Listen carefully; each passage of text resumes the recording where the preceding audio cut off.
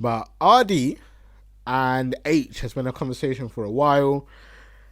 They're talking about basically Arrdee and H only being successful because of the color of their skin, which is white.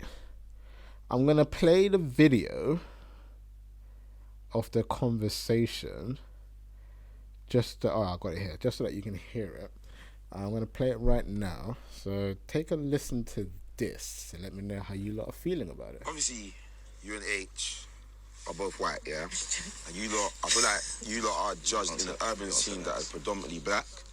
Do you feel like when people say like, oh, because I know that I've seen things like, oh, you only made it, or you only going this far so quick because you're white.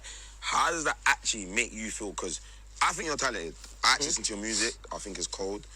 But how does that actually make you feel? Because I couldn't imagine working so hard, building something, and then someone actually discrediting me because of the colour of my skin. I think everybody's entitled to their opinion, and they might have gone through an experience where like they feel like their brethren's just as hard as me, but because they've come from X, Y, and Z backgrounds, that they haven't made it, and they might feel that that's why I have made it. Obviously, I know that isn't, but they don't know all the hard work I've put in. All they've seen is, have you seen the state of her body? And bang! So to them, it looks like it's come out of nowhere, and it takes 10 years to become an overnight success. And I feel like there's truths and falses to both of it. Like I feel like in my opinion, I feel like it's definitely harder to break in because you have to get that acceptance from the urban community. That's what rap is. That's where rap like comes from.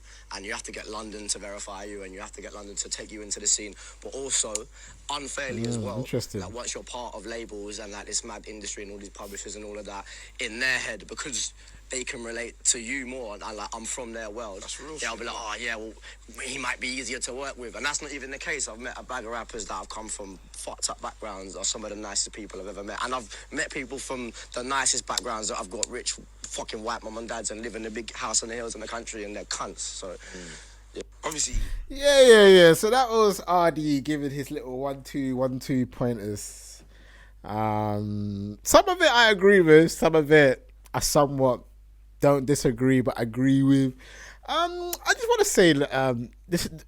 I like the fact that he talked about he needs to have the cosign from the urban scene, and personally, I disagree with that. You don't need a cosign. I think there's so many white rappers that don't necessarily have the black community cosign. They might have a couple, but not that many. But they have like, perfect example, 6ix9ine. 6ix9ine is a rapper. Okay, maybe you could say he kind of had the black community cosign prior to going to prison and prior to snitching. But his fan base is predominantly Mexican. His fan base is where he's from. H and Arrdee will have a huge white fan base. It's because white people love a rapper who looks like them, and they will support them till the end, regardless if the music is good or trash. You don't actually need the urban cosign. This myth that you need Arrdee literally said, "Oh yeah, London. I need a cosign from London." No, you don't.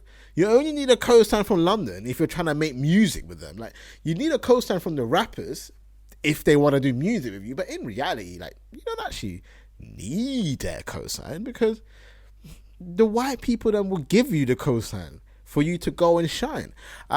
He obviously made a point to say as well that that people think that because he's white, he might get more opportunities, more label looks, and yada yada yada. And obviously, he explained that he had a lot of issues with whoever, etc., etc., etc., and they weren't really favouring him the way that he might have thought they would have.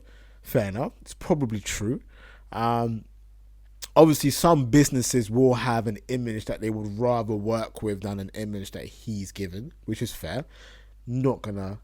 I won't even disagree with that point. I think that's a very fair point. I do believe that's very factual as well.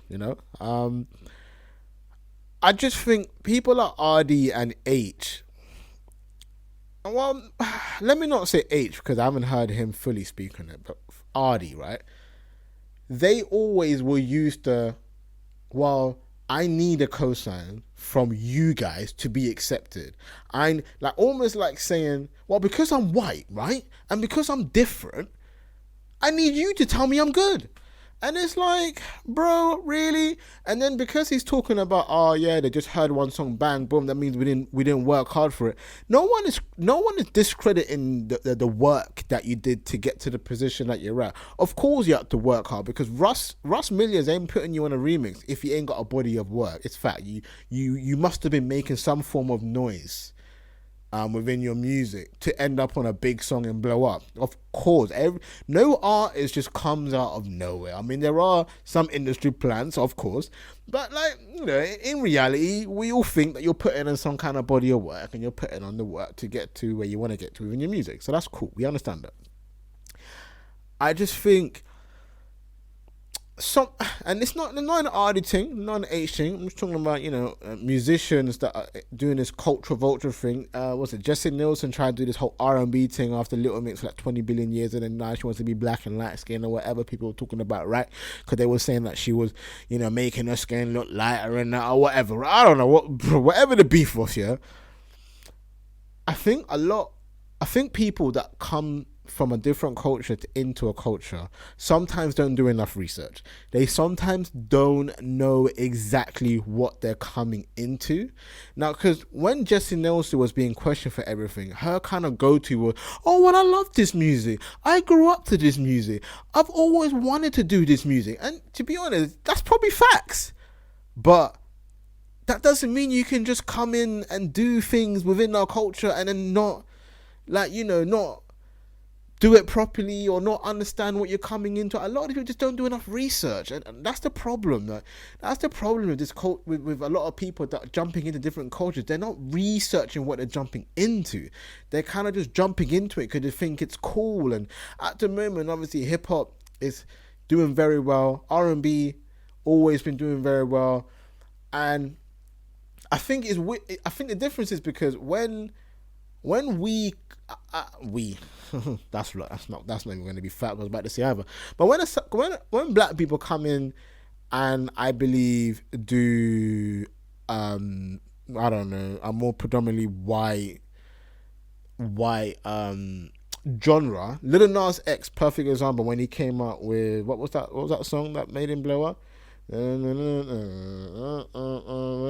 Old Town Road, that's it. So I gotta sing stuff to remember. When he came up with Old Town Road, yeah, every single person in that scene, in the country scene, said, nope, we don't want him to be a country. No, he's not accepted in our genre. No, he ain't, because he's black, right? He was a black man in another genre that just didn't want to see a black man win in their genre.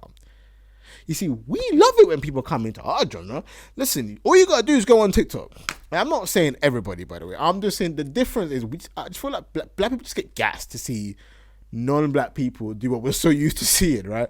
So especially with the whole Afrobeat dancing thing popping off on TikTok right now, you see hella like white people, Asian, doing their little, you know what I mean? And we're just there like, damn, these people are blowing up on it.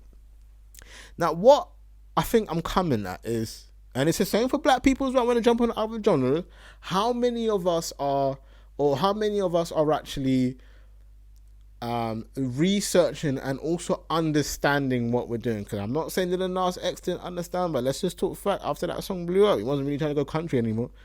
Do you know what I mean? I don't think he's done really much country since that time. So it's almost like you've taken a genre and then you've not really done anything or appreciated it a lot afterwards or showing much love. Because I feel like everybody wants to feel like you want to be here, and if you, like, it's like me jumping on Spanish music. I do one Spanish song, make a big hit, and then I never come back to it, never talk about them again, and then I'm done and it's over. And it's like, bro, why don't you just come here, take a hit? Because that was another conversation I saw a lot as well about black people jumping on the Spanish wave, or Drake. Drake's another example. He jumps on every wave for like 5 minutes and then he's gone. Do you know what I mean? I think that's another interesting conversation in regards to jumping in on different cultures. It's all about understanding a culture you're jumping into.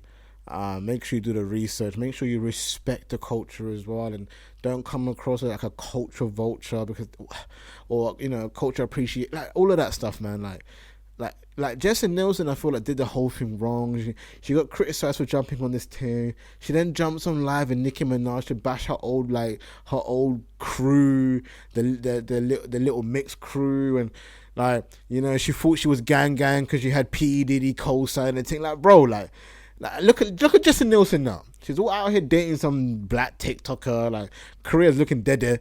Like, she's not having to date a black dude to kind of emphasize that, yeah, I'm about it. Like, I was always about it, bro. Your ex was like Chris, that dude from Love Island. Like, what's his name? Is it Chris? Chris and Kem, right? Yeah, that Chris dude. Like, come on, man. Like, come on, man. Like, you know what I'm saying? Like, she needs to relax. Anyway, she definitely needed to relax a bit. But personally, for me, I've seen Jessie Nelson looking tanned before, so I never actually took it as no blackface stuff or whatever everybody else thought it was going on. Right? I never took it as that. It took me a while to kind of to see what other people thought, and then I went, oh yeah, I get what you're saying. She went from thinking she was white to now trying to be black. Okay, cool, whatever.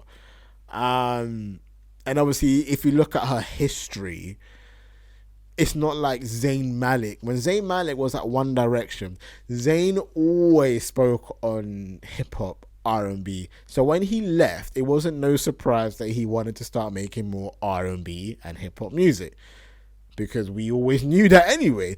If you lot remember on X Factor, when he basically said he didn't want to dance and they kind of forced him to dance, he couldn't dance. You know, that was one of his big issues. He wasn't into that. Like, he always kind of told us, pop ain't me, bro. And you got to remember as well, they were kind of forced into this group, right? Remember, them man there all came in as individual artists and got put into a group by Simon Cowell to become One Direction.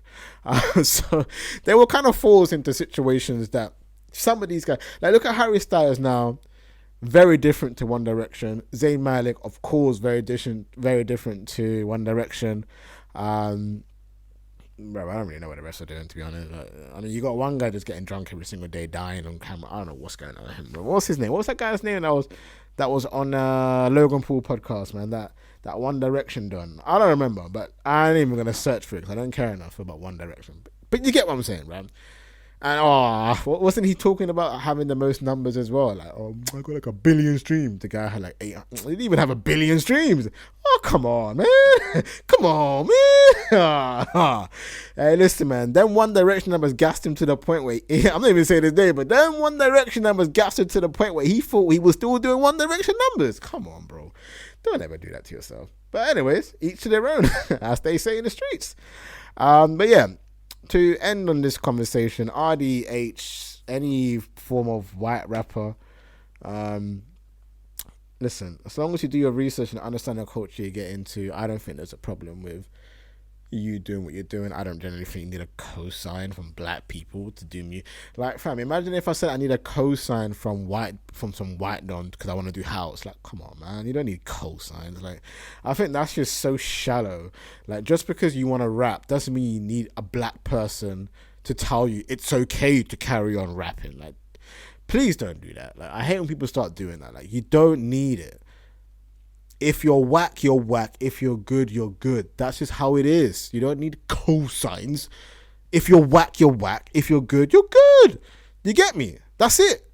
Conversation done. If people want to cry about the fact that you're doing better because of your color of your skin, just accept white privilege, bro. Because that's the way the conversation goes. And that's where the conversation ends for me. There's such thing as white privilege, and there's no such thing as nigger privilege. Okay, nigga? If you're white, you're most likely going to get more opportunities than a black man. That's just how life is, and that's where life ends. Don't start complaining about, I need a cosign from Jeffrey from Mitcham. You know, my Jamaican broski. Please allow me to know if I can make some more music. Lie, man. That's not how it works. Let's stop it. So anyways, that's the end of that conversation.